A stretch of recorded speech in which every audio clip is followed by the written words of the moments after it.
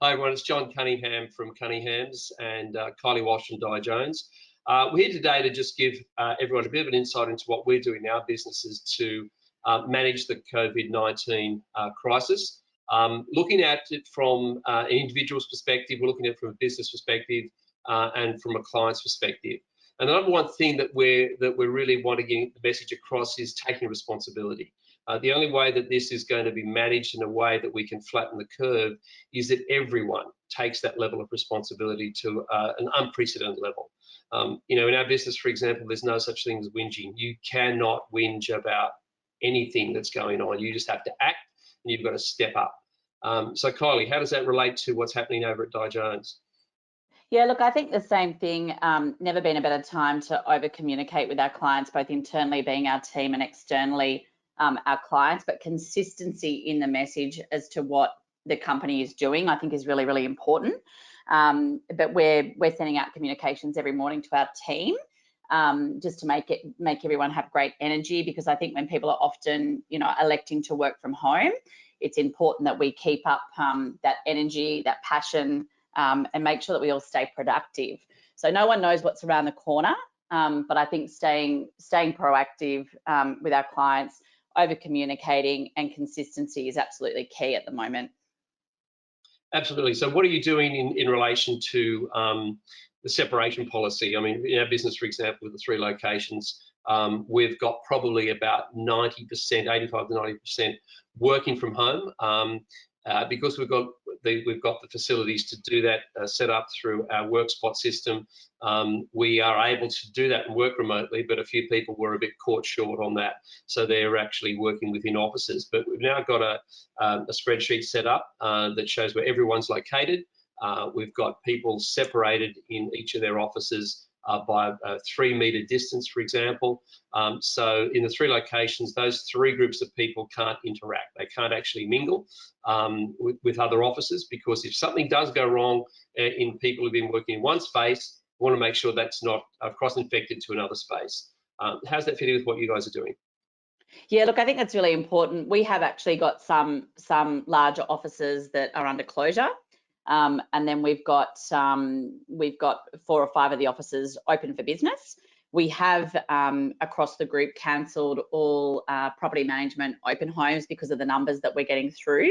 And in the back end of IRE, we've limited the number of people that can book in per inspection time with a private viewing. All of our rental properties have had walkthrough videos done, so people can virtually inspect from the comfort of home or their mobile device. And we are looking at doing something for that on the sales side of the business as well, if we get to that stage. But at the moment, our sales opens are continuing as usual. I think property management's actually been a lot easier. I think sales will tell this coming Saturday from the adjustment and the number of cases diagnosed, how much numbers will be down from Saturday. But look, I agree with everything you're saying. I think we need to future-proof our businesses. And just make sure that we've got best practice and we're working in line with government recommendations, and we're watching that New South Wales Health website every hour. Absolutely, yeah. It's ignorance is no definitely not bliss at the moment, and that's one thing that we've really tried to get through to our team is to and we're supplying a lot of information, because it's not a case of information overload. It's actually about people understanding what's going on and be able to make rational judgments based on that. Because if you don't, for example, if no one watched the Washington Post video about how the dots spread the virus, you don't really get a perspective on what's going on. We had an example this morning, which was a bit of a scare in our business, where we, through a bit of Chinese whispers, we discovered that one of our team members she's from France, her sister was out here in Australia, she had another sister in France. What actually happened was that the family in France is all infected with COVID-19. We thought it was the people that were out here in Australia. That put us into oh my God, how prepared are we as a business for this to happen? So it was a great wake-up call to an extent to say, well, this is inevitable. This is stuff's going to happen, and how are we prepared? We're all sort of working at the moment on getting our open home policies in place, our internal staff policies in place, the procedures that we all have to do, the communications we're doing with our landlords and vendors and clients around this. But what happens if someone's infected? Where are you standing on that at the moment, Kylie? Yeah, look, I think you need to assume that it's going to happen, not, if, it's when. So we're certainly ready, with press releases, with how we're going to change things if and when that happens. And I think the other thing is that there's never been a more important time for the industry to collaborate. I know that we've been in constant contact with your team, a few of the guys from Melbourne that we have a great relationship with, and we're all sharing resources. So we're all creating the same policies and procedures, the same comms. So sharing with other operators in the industry. I think Brian's been putting out some fantastic stuff from Reef about working from home, which is great, just to keep that energy up and expectations. But again, I think everyone just needs to be ready for it. And I'm actually surprised in the industry, given how many people we meet, that there's not more kind of going on. So just be ready for it. It's going to happen. It's just how we handle it now. Oh, we got a question. Okay, fire away. We do have a question. So I guess, what about the tenants that lose their job and can't pay rent? Have you developed a policy on that? Look, absolutely. I mean, I was coming to that one, but I knew it's probably the biggest one that we've come to realise in this last week. And I think we're up to our 25th inquiry in the last few days in relation to that. We've been looking into all our landlords insurance policies, and Realty Protect has got a great cover in relation to that for rent default and for hardship, which is of equal importance as to one or the other, because we've had, I think to date, 5 of our tenants have actually lost their jobs in this week. So we're already looking at a distress situation, and we're having to have conversations with our landlords. We did a team Zoom meeting yesterday exactly on this topic to actually do a whole lot of role plays around what are the conversations we're going to have with both our tenants and our landlords. Because it's a delicate place. It's very easy for us to turn around and say, okay, Mr. and Mrs. Landlord, you have to be kind and generous and benevolent to your tenants in this situation. And they turn around and say, well, that's all very good for you, but I've got a mortgage to pay and all these sort of things. So you understand all the scope of what this involves. And the reality is quite simple. If a tenant stops paying rent, they stop paying rent. I don't think there's going to be a tribunal in Australia that's going to turn around and throw someone out of their property right now. That's a reality. In my view, the number one thing we can do is negotiate occupancy. When I say negotiate occupancy, I mean, how do we keep people in these properties for the next 3 to 6 months? That to me would be the number one objective for any landlord to consider. And I look at my own investment portfolio and say, if anyone approached me, I would be generous to consider that I can be in a position to do that. Not everyone's in a position to do that. But the reality is trying to relet a property in probably 1 month's time is going to be really, really tough. We may go into lockdown. We still do not know that. But there's got to be an intelligent approach. And I certainly wouldn't be suggesting that any principal have their property managers go out blatantly without thinking and actually have conversations. This is something the team needs to work on, and it's a strategy. Because ultimately people are going into a massive area of fear. The number one thing they want their agent to do is actually to know what to do. Kylie? Yeah, look, I think we've done an extensive review with the property management team about worst case scenario. And now that I know I'm on camera, I'm not sure if everyone can see the screen that we've set up behind me. So we're doing videos a couple of times a day with this set up in our meeting room, in our offices, where we're over communicating any concerns that tenants or landlords may have. I think the stuff that that Realty Protect sent out is fantastic around videos. We've also spoken to the other insurance companies that we partner with, and we are ready for any questions. And this has never been a better time to be that trusted advisor in property management. Companies that are technology enabled and are ready for this, I think will clearly separate themselves from the competition and actually come out of this stronger. So we've looked at it as being a real opportunity in the current market to set ourselves apart through technology and be on the front foot and be delivering messages one-on-one to our clients. If our people can't be in the field, then they're on the phone, they're doing Teams meetings, through our technology or Zoom or FaceTime, and just over communicating with our clients and giving them solutions. Our arrears list, we're actually doing a team meeting daily on where arrears are up to, and we're not waiting for 3 or 4 days.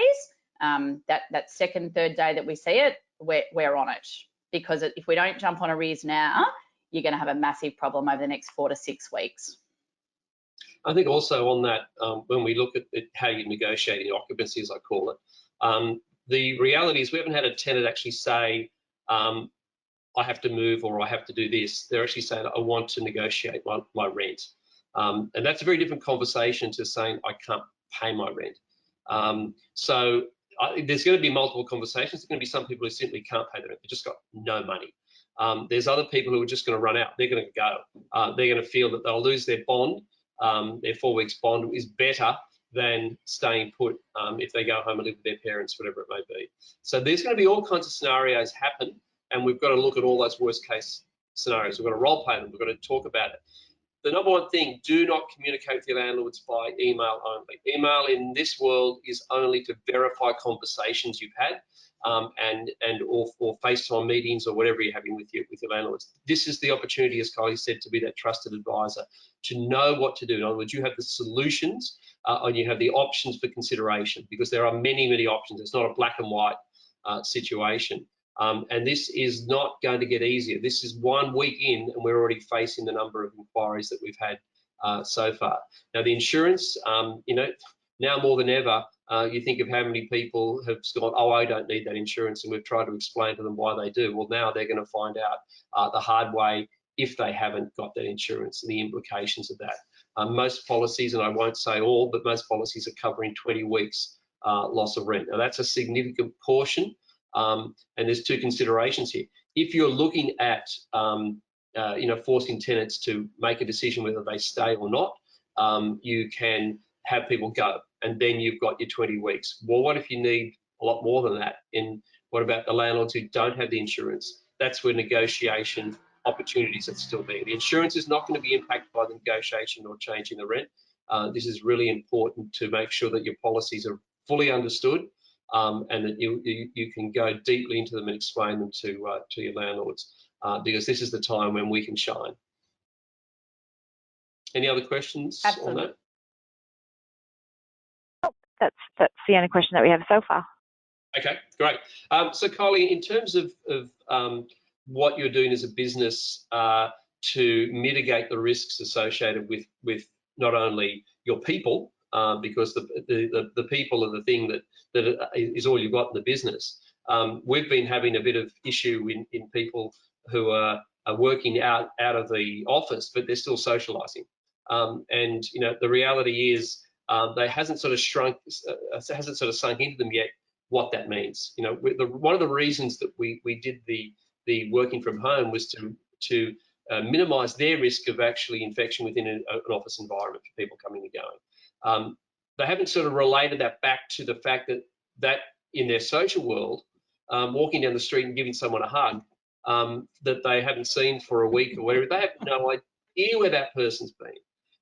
So we've been doing a bit of work in that space as well with the team to sort of make them understand what this means. This is their livelihood. This is their job.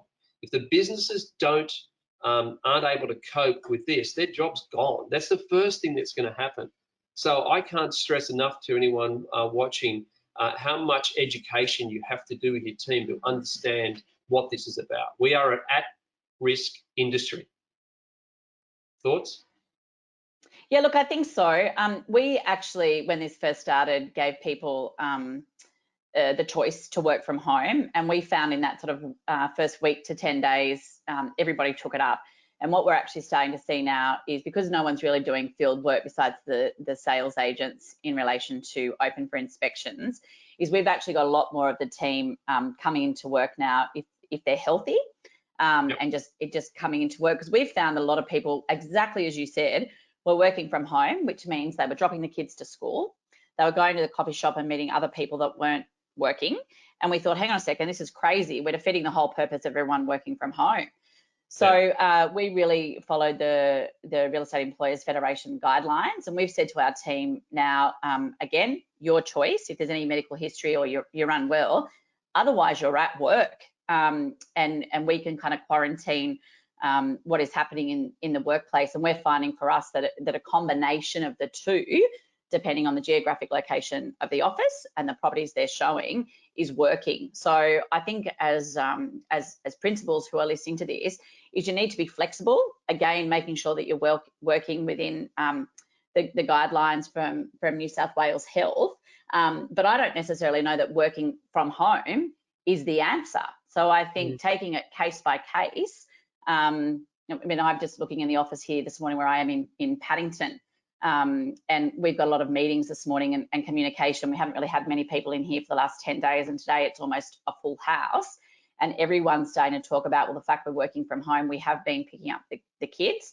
We've been out a little bit more at the shops, and people are starting to question which is the right place. So I think businesses need to just make sure they're working to those guidelines, and then what works best for them. But we've really put back on our team that they're as responsible as much in this, and they've got to be leaders and step up as much as principals and shareholders in the business, because as you said, we've all got a responsibility at the moment.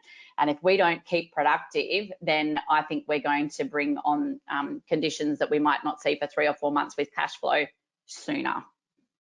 Absolutely, and I think we talked earlier about doing the deals. Right now, we're just getting those deals across the line. People are under stress, but there's still plenty of buyers actually wanting to commit, because a lot of them have sold. And a lot of them are ready to go, and they've got finance in place, and that might be impacted in the line. So they're ready to actually act. Our job's to facilitate that, in my view, as quick as possible, because we do not know, and I talked about this earlier about lockdown. If we go into lockdown, we can't do business. It's as simple as that. We can only do, well, we can still do business remotely, but we can't physically do business in that respect.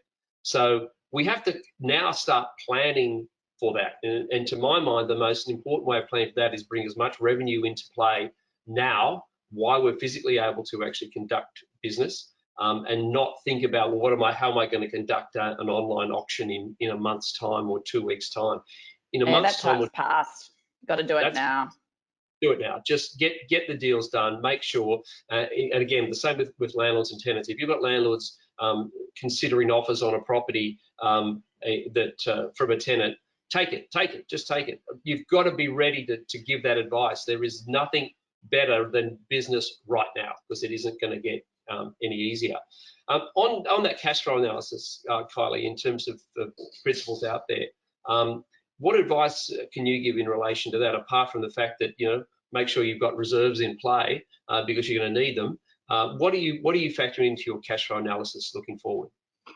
Yeah, if I was a principal on this call, I wouldn't, if you haven't already done it, and many may have, I would find out from your accountant what grants or initiatives have been put in place. And there's been plenty come out in the last couple of days for tax write-offs. Things are available with Office of State Revenue. That's the first one. Give yourself some breathing space over the next 4 to 6 months. I know that we've been really proactive in that area, and there's some really fantastic incentives. So find that out for the different entities or the trading company that you've got. I think also is just making sure that you're shaving money off your top line revenue. So what's the cut? Is it going to be 30%, 40%, 50%? We'd all love to have a glass ball and look into the future. But I think for your business, John, I know we were floating around 40, 50% this morning in 3 months' time. And I think they're very real numbers that people need to consider. And then what are the triggers or the action points that need to follow that? And just having a clear 1-page document for yourself as a principal and what your risk assessment plan is and what that looks like. I also think, and we've been guilty of it, is we're sending out so much to our team that they're just, oh my God, where do I start? So something that we did yesterday was consolidate all our communications, all of our videos, our scripts and dialogues, and what we want the team to do into one COVID-19 handbook. And for us, then people can just go to one central point and grab that, and they know what they've got to do, because otherwise they're flicking back through a number of emails, and that's not fair. And our job as leaders in the business is to make sure that we've got that consistency and our guys feel confident in what we're doing as well. Great idea. That's a really good place. We've got that into our intranet as well, because that's, you've got to have that central place. You've got to have all these things. What are the communications with trades? What are the communications with landlords, tenants? What are the communications with buyers, sellers? What are your open home policies? Are they displayed? Where is this stuff live? Because it's got to be a central, an absolute central location with all this information, because it can be information overload, but it's also, you've got to have information to make the right decision. So absolutely critical. Another question that's come up when I'm talking to a lot of people is what I'll call either necessary and unnecessary roles in the business, and how people are going to shave something off the top. And the first thing that is susceptible to that is salaries. And been intrigued by the level of communication around this right now, because it's not something that's really going to have an impact in our industry. In property management, for example, yes, there's going to be some rent defaults. Yes, there's going to be some impacts on revenue there, but we're not talking about job loss type impacts, in my view, in property management. However, when it comes to sales, what's your advice in relation to what people should look at in job security in the sales environment? Probably no different to usual in produce income.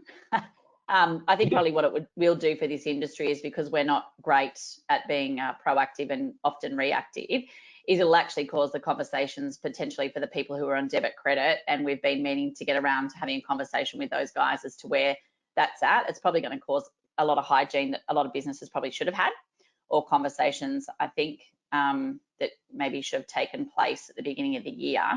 But look, I think that's individual for each business. They need to know what they need to do. But you've got to start looking at it now, and what's a nice to have and what's a have to have.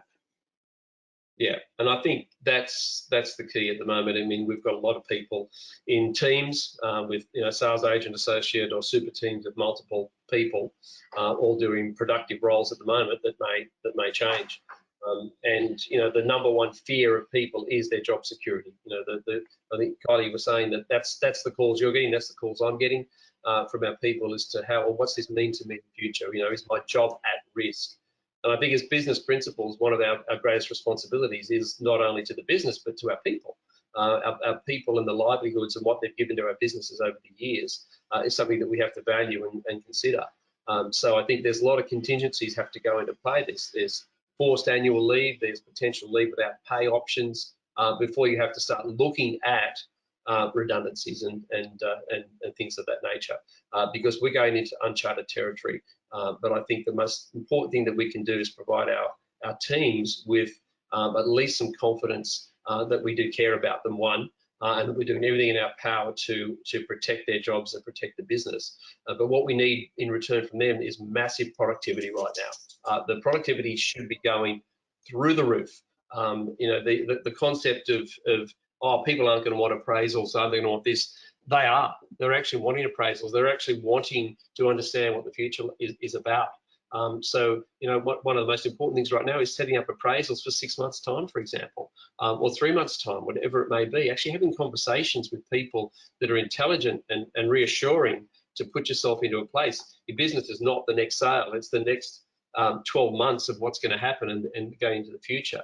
But if it requires working 12 hours a day right now, do that, because that's what's going to be required. You can't spend too much time on the phone right now, in my view.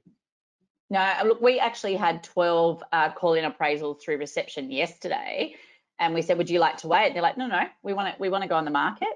Again, I think if you're a business that's technology abled and you have solutions in place for your clients around video walkthroughs or whatever it is where business can keep going if we do go into lockdown, there's never been a better time to prospect. So I actually ran into a girlfriend this morning. I won't say what suburb, because there's not many houses on the market in that suburb.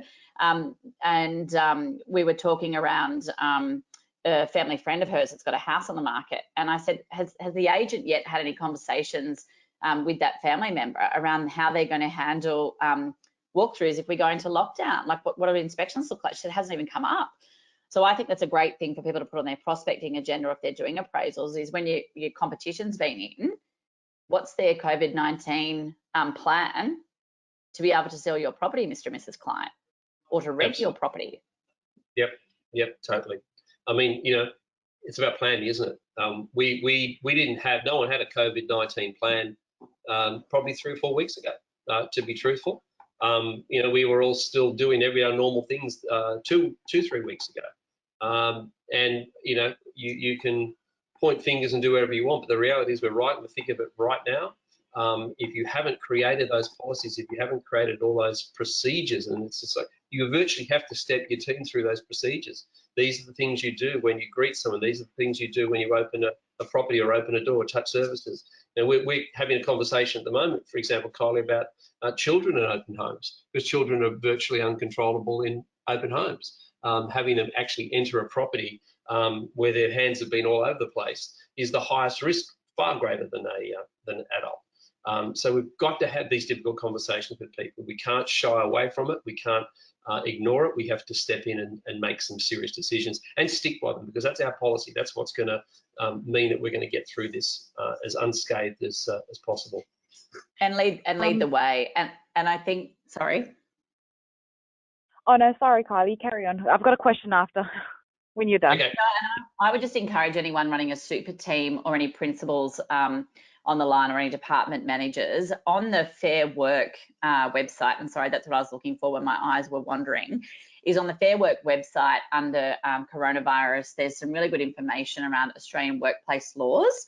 So as you said earlier, John, if people are forced to take leave, there's quite a few options on there around what employers and employees can do and how they can work together successfully for that. And just as I say, as anyone that's running a super team within a business as well, they should be speaking to their accountant or their financial advisor or their bank about what the options are for them and what that looks like in 3 or 4 months' time as well. We had a financial planner do a video out for our team yesterday around questions they should be asking around income protection and waivers on waiting periods and what that means with COVID-19 if it happens. Yeah, and look, I think when we look at, you talked earlier about concessions for business, and payroll tax is the first one that's going to come in and have a positive impact. ATA deferred payment systems as well. You're going to have banks deferring payments on mortgages for distress. So all these are things we have to have conversations. We actually have to know about these things if we're going to go to the marketplace and talk about them, because there is a lot. And I think we're only talking about the first stimulus package, and still further stimulus packages to happen from here. Make sure you're aware and make sure you're the person who can actually supply that information to the marketplace to make them aware. Because if people are thinking they're going to lose their home, the number one thing that the government's going to do is make sure people don't lose their homes. And the number one thing they're next going to do is try and protect jobs and also make sure people are not on the breadline. So Angelina, you had a question? I do. Sorry for interrupting before, Kylie. So we've got another one. Are you still doing routine inspections personally or using any technical solutions? We're not doing any routines. They were put on hold a week and a half ago. So the only inspections that have been taken place at the moment are in relation to pre-book maintenance, and the maintenance. The agents are not going out to any maintenance calls. We have a strict set of rules for our trades in relation to how this has all been done. But any routine maintenance, clearly if there's emergency situations, we're treating those differently, but there's protocol that goes with that as well. It's like anything. If you're going out into, Kylie is the example of going down to pick up your coffee at the coffee shop. There are sensible ways of picking up that coffee. And there are non-sensible ways. You can protect yourself very effectively in any social environment, so long as you keep distance and you either wash before, wash after, sanitize, wear gloves, do all these various things. And that's no different to actually someone going along and doing any work. The reason we've done the routine maintenance stop is that it's a much detailed type inspection, and it does require things to be open and closed and looked at. So therefore, the risk level is higher. It's also what I class as an unnecessary part of what we do at the moment. So it's higher risk, but low necessity as to how we justified that to our landlords. And we do 2 of those a year. So therefore, for us, it's important that they're done. It's just they're going to be delayed. Kylie, what's your view? So a number of things there. So routines, yes, we stopped a couple of weeks ago as well. They are being done by FaceTime. So if we've got many of our tenants are actually working from home, So we're actually doing a walkthrough on FaceTime, recording that and sending to our clients. We've let them know that we're doing that. They think it's fantastic because we're still going through. Obviously, ingoings and outgoings don't stop from Monday because we've had a bit of trouble getting them. I mean, look, it's not foolproof and it doesn't protect your lungs because it's not completely sealed on your face, but we've actually got masks and gloves for all of our guys from Mondays when they're going in and doing ingoings and outgoings. And again, that's not required by law, but it's just making our guys feel a little bit more comfortable. The New South Wales health website says it's not necessary and it probably actually won't prevent much from happening. But I think making the team feel safe if in that environment is important. Our repairs and maintenance haven't stopped because of our supplier agreement with our tradespeople. That's business as usual and they're covered under their insurance. We are simply asking the material fact prior, obviously, to a tradesperson going to the property if there's anybody infected or there is risk, and that's a different conversation. Absolutely, yeah. Any other questions? Right, thank you. No, that's it. Great. Yeah, anything else, Kylie, you think we need to cover off on? I think we've covered a fair bit there. Yeah, I think what you said is about being productive. So yes, it's a challenge, but I think people have also got to remember that unless you're unwell, you have high blood pressure or you've got something wrong with your immune system or you're in a high risk category, as long as you are careful about what you do and practice the safe distance, it's business as usual. And that's our ethos. And our job is to keep the economy going, keep our people employed, keep us in business. And I think as long as the business is doing everything that they can and they're not putting anybody within risk, we need to get on with it. Totally. Yeah. There's stuff that's out of our hands. There's stuff that's completely in our control. And so we have the opportunity to be in control of the responsibility that we take, but also to be sensible about it. On both sides, you know, if you take the measures, you minimise the risk, and therefore it's business as usual. And I think everyone needs to get that message through to their clients. But at the same time, making sure they understand the measures that we're putting in place, and understand the measures that they have to also abide by, and then we can all get on with it. It's just it's a different way of doing business, but it's not a bad way of doing business. It's just a new way of doing business. So I think everyone, that would be our final message: get productive. Take responsibility, put the measures in place, make sure it's all documented. That's a really important thing. You've got to have your policies. As Kylie said, put it all in the one place, whether you've got an intranet or you have it on a server, whatever it may be, put it in the one place where it all lives so everyone can access that clearly. Make sure it's consistent. You don't want a different set of guidelines for property management and sales and so on. Have them coordinated by the one person so there's consistency in the language. Make sure that consistency flows through to the communications you're doing with your clients, landlords, tenants, buyers and sellers. They all have to have the same information that is consistent, and reassure the marketplace that you have their interests at heart, and you're doing everything in power to make sure that you can go through this as seamlessly as possible. Beyond that, it's over to the government to direct us as to what we need to do, and we're in their hands completely. But right now, get productive. Thank you very much.